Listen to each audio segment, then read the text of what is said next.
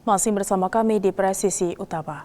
Pemirsa, Polda Metro Jaya melakukan konferensi pers pengungkapan jaringan penjualan senjata api ilegal yang diduga berkaitan dengan sejumlah kasus kejahatan bersenjata di wilayah Jakarta dan sekitarnya. Dalam pengungkapan jaringan penjualan senjata api ilegal, polisi berhasil menetapkan 7 orang tersangka dan 5 diantaranya telah ditangkap dan ditahan. Sementara 2 lainnya masih berstatus daftar pencarian orang. Kabid Humas Polda Metro Jaya Kombes Pol Budi Hermanto menegaskan, pengungkapan ini merupakan hasil kerja Direktorat Reserse Kriminal Umum Polda Metro Jaya sebagai respon atas maraknya kejahatan jalanan yang menggunakan senjata api. Peredaran senjata api ilegal tidak hanya melanggar hukum tetapi juga membahayakan keselamatan masyarakat. Sementara itu, Direktur Reserse Kriminal Umum Polda Metro Jaya Kombes Pol Iman Imanuddin menegaskan, dari 7 tersangka yang ditetapkan 5 orang telah ditahan dengan masing-masing berinisial RR, JS, SAA, IMR, dan RAR. Sementara itu, 2 tersangka lainnya masih dalam pengejaran penyidik. Jual beli senjata api secara ilegal. Dari hasil penyelidikan yang dilakukan oleh tim Resmob di Reskrimum Polda Metro Jaya, selanjutnya kami dapat melakukan penangkapan terhadap para pelaku penjualan senjata api maupun para pelaku yang membuat senjata apinya itu sendiri. Modus operandi yang dilakukan oleh para pelaku adalah dengan cara menjual di platform e-commerce, Facebook, WhatsApp, Tokopedia, dan TikTok. Mereka melakukan penawaran penjualan senjata api. Dalam perkara ini kami sudah menetapkan 7 orang tersangka. 5 tersangka sudah berhasil kami tangkap dan saat ini sedang menjalani proses penyidikan serta ditahan di rumah tahanan Polda Metro Jaya. Untuk yang 2 orang tersangka masih kami lakukan pengejaran dan kami sudah terbitkan daftar pencarian orang terhadap kedua orang tersebut.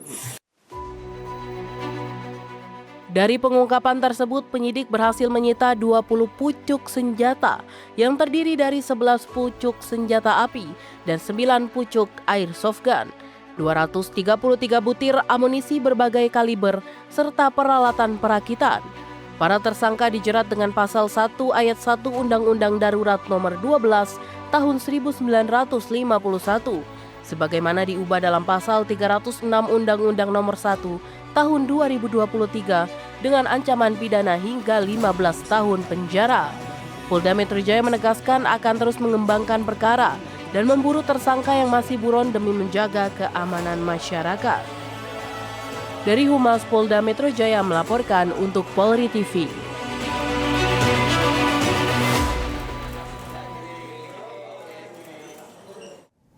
Beralih ke informasi berikutnya, pemirsa, Polda Bengkulu memperingati Isra Mi'raj Nabi Muhammad SAW 1447 Hijriah dengan penuh kekhidmatan.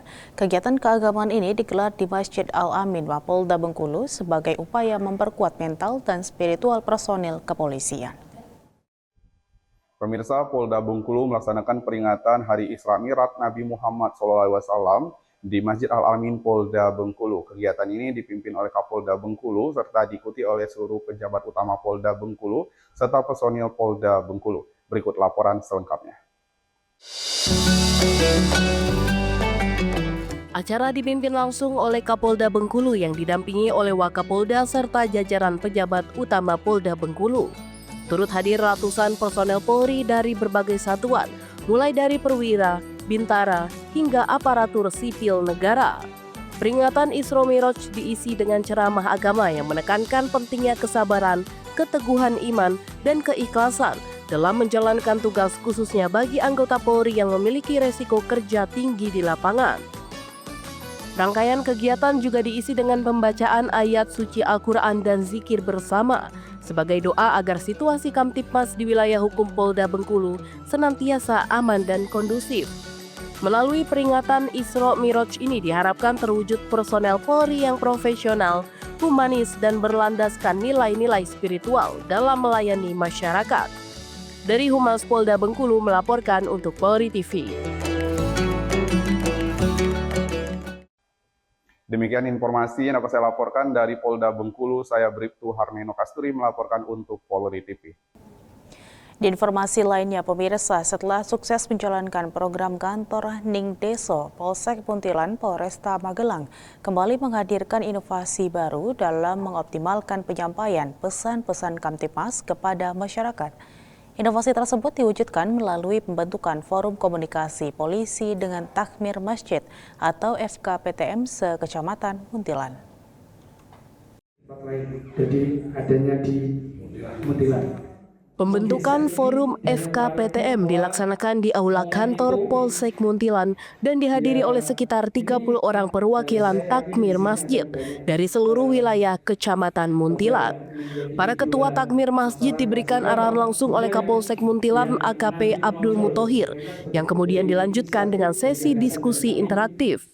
Terbentuk sebuah forum komunikasi antara polisi dan Takmir Masjid, dan kita juga akan manfaatkan untuk penyampaian pesan-pesan Kamtibmas kepada masyarakat melalui forum ini, sehingga nanti kebetulan ini 1 bulan lagi kita akan menghadapi atau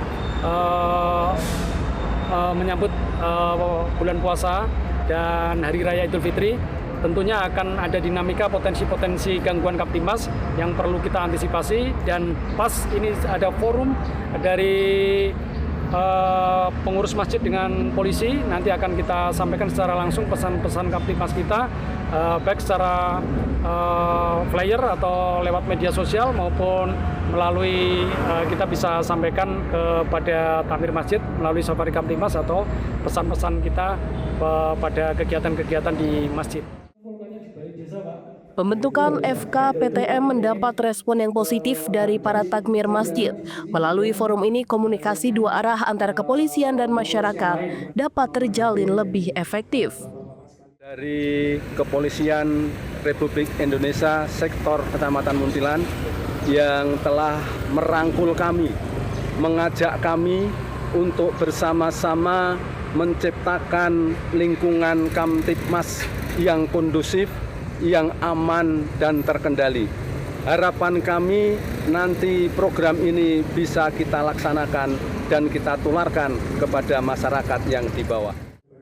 Bagi Polsek Muntilan, FKPTM menjadi tambahan program unggulan dalam rangkaian Harkamtibmas dan peningkatan pelayanan publik.